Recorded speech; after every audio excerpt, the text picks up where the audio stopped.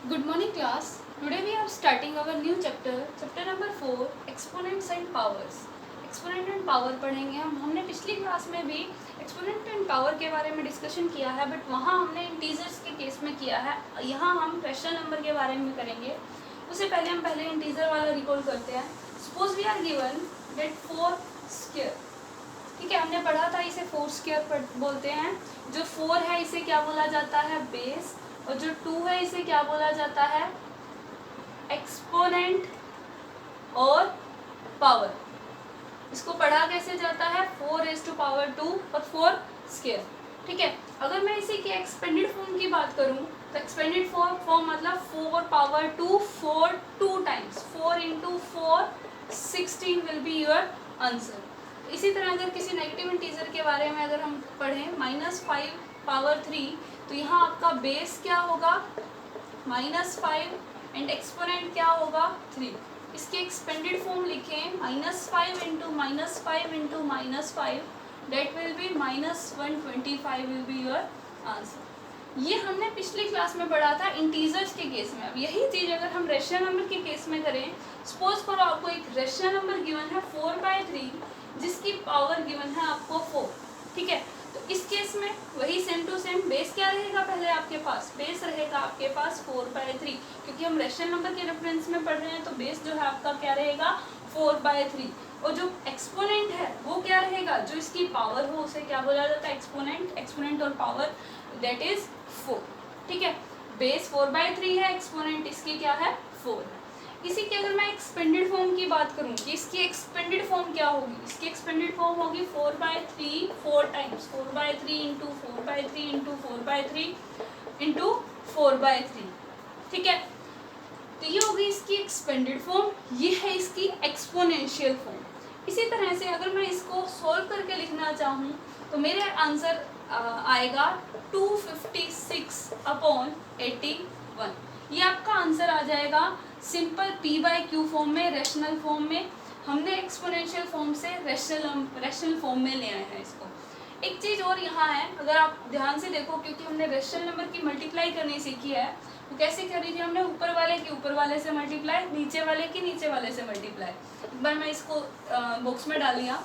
इसी चीज़ पे अगर हम दोबारा आए, ऊपर वाले की ऊपर वाले से मल्टीप्लाई, 4 × 4 × 4 × 4 मीन्स 4 कितनी बार है, 4 टाइम्स, पावर फॉर्म में ही लिख रही हूँ अभी मैं, बाय 3 कितने बार है, 4 टाइम्स, तो 3⁻4। तो गिवन क्या था मुझे, 4/3 इकट्ठे की पावर 4 थी, न्यूमिनेटर बाय डिनोमिनेटर पावर 4। इसे मैंने कन्वर्ट कैसे कर दिया, न्यूमिनेटर की पावर 4 बाय डिनोमिनेटर की पावर 4। तो यहाँ हमारे पास एक जनरल रिजल्ट आता है, if p/q is a rational number and m भी इट्स पावर, p/q एक रैशनल नंबर है और m उसकी कुछ भी पावर है, तो उसे हम p⁻m/q⁻m में लिख सकते हैं। मीन्स न्यूमिनेटर और डिनोमिनेटर की इकट्ठी कुछ पावर दे रखी है, तो वो हम अलग अलग कर सकते हैं, न्यूमिनेटर की अलग, डिनोमिनेटर की अलग। इसी का उल्टा भी, अगर न्यूमिनेटर की अलग और डिनोमिनेटर की अलग पावर दे रखी है लेकिन पावर सेम है, m है, जैसे यहाँ देखें पावर 4 है, पावर 4 है, तो इसे हम इस फॉर्म में भी लिख सकते हैं। क्लियर। अब हमने क्या अभी हमने डिस्कस किया, हमने एक्सपोनेंशियल फॉर्म से सिंपल फॉर्म में लिया है, ठीक है। तो अब हम पढ़ रहे हैं सिंपल फॉर्म से एक्सपोनेंशियल फॉर्म में आना। सपोज करो आपको एक क्वेश्चन दे दिया 81/16, he is saying that convert this rational number into exponential form. इस रैशनल नंबर को एक्सपोनेंशियल फॉर्म में कन्वर्ट करो, तो उसके लिए आपको क्या करना है, जो न्यूमिनेटर है उसकी प्राइम फैक्टराइजेशन करनी है, डिनोमिनेटर है उसकी प्राइम फैक्टराइजेशन करनी है। प्राइम फैक्टराइजेशन ऐसे होती है, आपको सबको मालूम है, पहले ये 3 पर जाएगा, 27 3 9 3 3 3 1। सिमिलरली हम 16 की करेंगे तो यहाँ 3 कितनी बार आ रहा है, 4 बार, तो मैंने लिख दिया। ऐसे 16 की जब हम करेंगे वो आ जाएगा 2 4 टाइम्स। अभी हमने यहाँ डिस्कस किया कि अगर पावर सेम है दोनों की, तो न्यूमिनेटर की पावर समथिंग, डिनोमिनेटर की पावर वही पावर, तो हम उसे न्यूमिनेटर बाय डिनोमिनेटर इकट्ठी पावर में लिख सकते हैं। तो हमने अब सीख लिया कि अगर रैशनल नंबर में गिवन है तो हम उसे एक्सपोनेंशियल फॉर्म में कैसे लिखेंगे, एक्सपोनेंशियल फॉर्म में गिवन है तो उसे रैशनल फॉर्म में कैसे लिखेंगे। सिमिलरली आपको सिंपल अलग तरह से भी क्वेश्चन दे सकता है, जैसे ये दे दिया उसने 4 × 4 × 4 बाय 7 कि इसकी एक्सपोनेंशियल फॉर्म लिखो। ये तो बिल्कुल सिंपल है, 4 3 times 7 3 times, this can be written as 4/7 power 3। इसके बाद एक छोटा सा हमारा टॉपिक आता है रेसिप्रोकल का। किसका आता है? रेसिप्रोकल। रेसिप्रोकल भी हमने सीख लिया। रेसिप्रोकल जैसे आपको पीछे हमने रैशनल नंबर का रेसिप्रोकल ही सीखा है, जैसे 6/7, इसका मुझे रेसिप्रोकल निकालना है। रेसिप्रोकल ऑफ 6/7 इज 7/6, उल्टा हो जाता है, ठीक है।